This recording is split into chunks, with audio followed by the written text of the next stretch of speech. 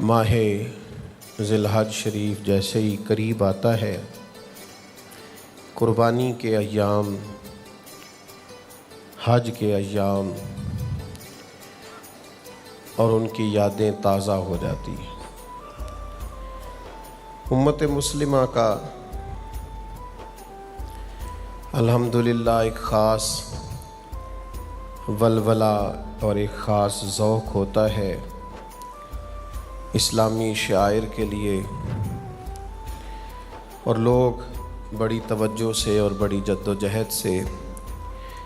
بڑی کوشش اور کاوش سے اسلامی عبادات بجا لاتے ہیں۔ ظاہر ہے کہ ہم سب انسان ہیں، انسانوں میں کمزوریاں ہوتی ہیں، بہت ساری جگہوں پہ بہت سارے معاملات میں سستی بھی ہو جاتی ہے، اور بعض اوقات ایسا ہوتا ہے کہ باوجود کوشش کے اور باوجود چاہت کے بعض عبادات کی وہ روحانیت جو خاص ہونی چاہیے، جس کے اندر انسان کے جذبات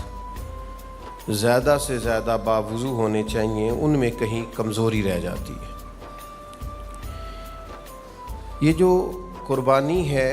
یہ محض اللہ تعالیٰ کی رضا کے لیے جانور کو ذبح کرنا ہے۔ ظاہر ہے اس کے لیے ضرورت ہوتی ہے کہ کچھ لوگ اس سے پہلے جانوروں کو پالیں، ان کی پرورش کریں، فارمنگ کریں، پھر اس کے بعد وہ اسے لا کے فروخت کریں، خریدنے والا بھی اسے خوش دلی سے خریدے، پھر اس کو ذبح کرے۔ یہ ساری ضروریات ہیں، ضرورت کے مطابق اس کام کو کرنا اور اس سے مناسب نفع کمانے میں حرج نہیں، لیکن قربانی کو کمرشل نہ بنا لیا جائے، اس کی روح کو سمجھا جائے۔ جو لوگ بڑے ذوق سے، شوق سے، توجہ سے، محبت سے جانور لاتے ہیں اور لا کر کے وہ فروخت کرتے ہیں، اور پھر وہ اپنی زبان سے کہہ رہے ہوتے ہیں کہ یہ سنت ابراہیمی علیہ السلام ہے اور اس کو ادا کرنے کے لیے ہم نے بڑے شوق سے جانور کو پالا ہے، ان سے چھوٹا سا سوال یہ ہے کہ قربانی کو آپ نے سنت کہا یا زیادہ سے زیادہ واجب کہا، تو قربانی تو واجب اور سنت ہے، تو نماز تو فرض ہے۔ تو جتنے لوگ قربانی کا جانور پال رہے ہیں یا بیچ رہے ہیں یا اس سنت کی ادائیگی میں لوگوں کی معاونت کر رہے ہیں، وہ بھی اس پر غور کریں، اور جو آدمی سمجھتا ہے کہ میں مالدار ہوں اور میرا حق بنتا ہے کہ میں ایک سے زیادہ قربانیاں دوں اور میں بڑا جانور لوں اور فربا اور خوبصورت جانور خرید کر کے لاؤں اور اللہ تعالیٰ کے حضور میں پیش کروں، تو اس سے بھی سوال یہ ہے کہ آپ جس ذوق، جس شوق، جس محبت سے یہ کام کر رہے ہیں، یہ قابل ستائش بھی ہے، قابل تعریف بھی ہے اور بڑا عمدہ ہے، پر یہ بھی تو سوچئے کہ آپ پکے نمازی بھی ہیں کہ نہیں۔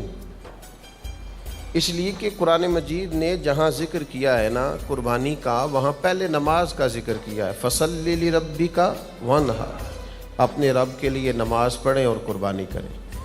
تو کیا آپ شریعت کی ترجیحات کو بھی سمجھ رہے ہیں؟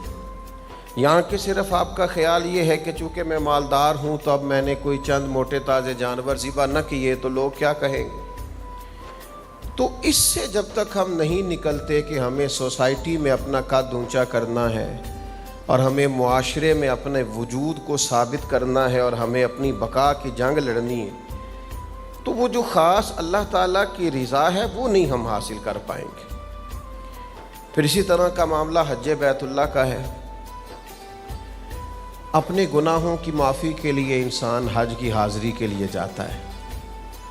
اور نبی کریم علیہ السلام نے ایک نئی زندگی کی خوشخبری دی ہے۔ حضور فرماتے ہیں جو حج کر آیا وہ اس طرح ہے جیسے آج ہی ماں کے پیٹ سے پیدا ہوا، اس کے ذمے کوئی گناہ باقی نہیں رہا۔ تو اب آپ ایک بات کو سمجھیے گا کہ یہ بندہ جا رہا تھا اللہ کے حضور گناہوں کی معافی کے لیے۔ پھر سمجھیں آپ ایک بات کو، آپ ایک جگہ جاتے ہیں کہ میں معافی مانگنے جا رہا ہوں، فلاں آدمی کے ساتھ میں صلح کرنے جا رہا ہوں، مثال دے رہا ہوں، مجھے احساس ہے اس بات کا کہ اس کی کوئی غلطی نہیں، ساری غلطیاں میری ہیں، عام انسانوں میں بات۔ اور آج مجھے احساس ہو گیا ہے کہ میرا بڑا بھائی یا میرا والد یا میرا چچا یا میرا کوئی بزرگ مجھ سے اس کے حقوق ادا کرنے میں کوتاہی ہو گئی، غلطی ہو گئی، سستی ہو گئی، اور فلاں جگہ مجھ سے زیادتی بھی ہو گئی ان کے معاملے میں۔ اب مجھے احساس ہوا ہے اور اب میں جا رہا ہوں اس شخص سے معافی مانگنے،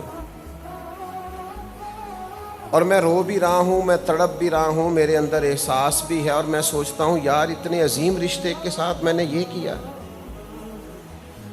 تو اب وہ معافی مانگنے کے لیے جب میں گھر سے نکلوں گا تو کیا میں سب سے پہلے ایک سیلفی بناؤں گا کہ میں چچا سے ابا سے معافی مانگنے جا رہا ہوں، تو یہ میری جاتے ہوئے پہلی سیلفی۔ پھر اس کے بعد رستے میں بھی میں 2-3 شارٹس بنا کر کے فیس بک پہ ڈالوں گا کہ میں جا رہا ہوں معافی مانگنے فلاں آدمی کے ساتھ۔ تو لہٰذا یہ میرے 2-3 شارٹس ہیں اس لیے کہ میں آج ان سے معافی، اور جب میں معافی مانگ رہا ہوں تو میرا خیال ہے کہ وہ چاچا بڑا خوش ہو رہا ہوگا، 2 آدمی میری ویڈیو بنا رہے ہوں گے کہ جناب میں معافی مانگ رہا ہوں، اور ابا بڑے راضی ہو رہے ہوں گے اور بڑے خوشی کا اظہار کر رہے ہوں گے کہ نہیں بیٹا یہ ٹھیک ہے، یہ معافی ایسے ہی مانگنی چاہیے تھی جو حق ہے، ایسے معافی ہوتی ہے۔ یہ بندے تو اللہ سے بلا مثال و بلا تشبیہ، بندے تو اللہ سے معافی مانگنے جا رہے ہیں جو حج کرنے جا رہے ہیں۔ یا اللہ بھول گئے تھے، غلطیاں ہو گئیں، تیری نعمتیں زیادہ تھی، عبادت نہیں کر سکے، جتنا ہمیں پتا تھا ہم عمل نہیں کر سکے، جتنا ہمیں چاہیے تھا اتنا ہم تیرے حضور بندگی کے آداب بجا نہیں لا سکے۔ ان کو تو روتے تڑپتے ڈرتے سہمتے اللہ کے حضور معافی کا تصور پیش کرتے، اس کی رحمت کی امید رکھتے آگے بڑھنا چاہیے، لیکن یہاں حال یہ ہے کہ جناب وہ کیا سیلفی ہے اور کیا ویڈیو ہے اور کیا آنا ہے اور کیا جانا ہے اور کیا دیگیں پک رہی ہیں اور کیا جناب اعلانات ہو رہے ہیں اور کیا جناب ذوق ہو رہا ہے، اور یہ نکل گئے اور یہ جہاز پہ بیٹھ گئے اور یہ سفر شروع ہو گیا اور یہ اس سے اتر آئے۔ چلیں کسی حد تک آپ کر لیں یہ کام، لیکن یہ انداز اس شخص کا نہیں ہے جو معافی مانگنے جا رہا، اس کا انداز کچھ اور ہوتا ہے۔ یعنی امام حسن اور امام حسین رضی اللہ تعالیٰ عنہما دونوں بھائیوں نے 25 حج کیے ہیں مدینہ منورہ سے پیدل مکہ مکرمہ جا کے۔ تو امام حسین نے امام حسن سے کہا کہ 1 سال آپ کی صحت مبارک کچھ تھوڑی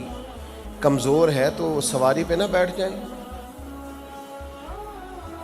سواری پہ بیٹھ کے چلتے ہیں، حرج بھی کوئی نہیں، اور یہ کہ اس میں کوئی شریعت میں کہیں کوئی پابندی بھی نہیں اور مسئلہ بھی نہیں۔ تو امام حسن فرمانے لگے حسین یہ بتا کہ مجرم جب عدالت جاتا ہے تو اعزاز کے ساتھ جاتا ہے، شان و شوکت کے ساتھ جاتا ہے، جب وہ معافی مانگنے جاتا ہے تو اس کا انداز کیا ہوتا ہے؟ تو فرمایا میں تو عاجزی کے ساتھ جا رہا ہوں۔ آپ دیکھیے نا حاجیوں کی کیفیت اللہ کو کون سی پسند ہے۔